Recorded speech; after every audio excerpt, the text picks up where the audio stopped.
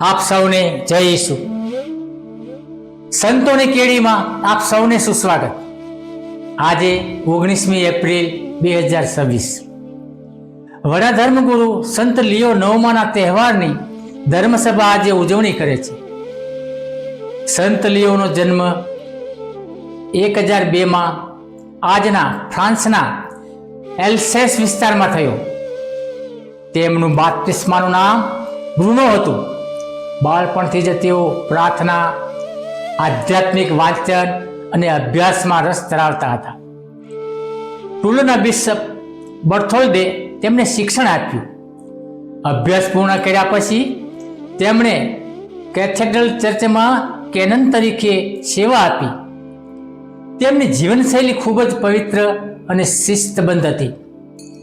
તેઓ નવરાશના સમયમાં બીમાર લોકોની મુલાકાત લેતા અને ગરીબોને શિક્ષણ આપતા.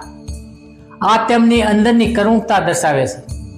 માત્ર 24 વર્ષની ઉંમરે તેઓ ટુલના બિશપ તરીકે નિયુક્ત થયા. તેમણે પાદરીઓ અને સાધુઓના જીવનમાં સુધારા લાવવા માટે ઘણો પ્રયત્ન કર્યો. ચર્ચની વિધિઓ અને પ્રાર્થનાઓ યોગ્ય રીતે થાય તે માટે તેઓ ખૂબ જ ચુસ્ત હતા. તેમનું જીવન વિનમ્રતા અને ત્યાગથી ભરેલું હતું. તેઓ દરરોજ ગરીબોના પગ ધોઈને સેવા કરતા.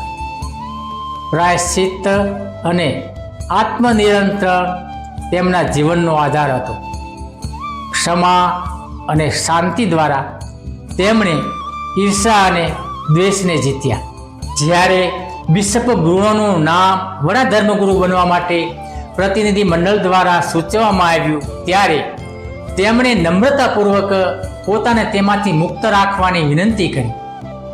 3 દિવસની પ્રાર્થના અને મનન ચિંતન પછી જ તેમણે ચૂંટણી માટે પોતાની સંમતિ આપી. 12 ફેબ્રુઆરી 1049ના રોજ તેઓ વડા ધર્મગુરુ લિયો 9મા બન્યા. વડા ધર્મગુરુ તરીકે તેમણે ચર્ચમાં રહેલા ભ્રષ્ટાચારને દૂર કરવા માટે ખૂબ મહેનત કરી અને ખોટા ઉપદેશોને નકારી કાઢ્યા. તેમ છતાં તેમના જીવનમાં મુશ્કેલીઓ આવી.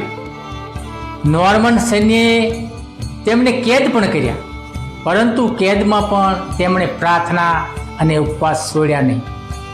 તેઓ જમીન પર સૂતા અને પથ્થરને તકિયા તરીકે ઉપયોગ કરતા. આ બધું સહન કરતા તેઓ બીમાર પડ્યા.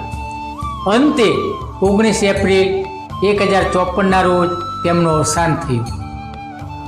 પ્રિય મિત્રો, સંત લિયોના જીવનમાંથી આપણે શીખીએ છીએ કે પદથી નહીં, પરંતુ પ્રાર્થના, વિનમ્રતા અને સહનશક્તિથી જ માણસ મહાન બને છે.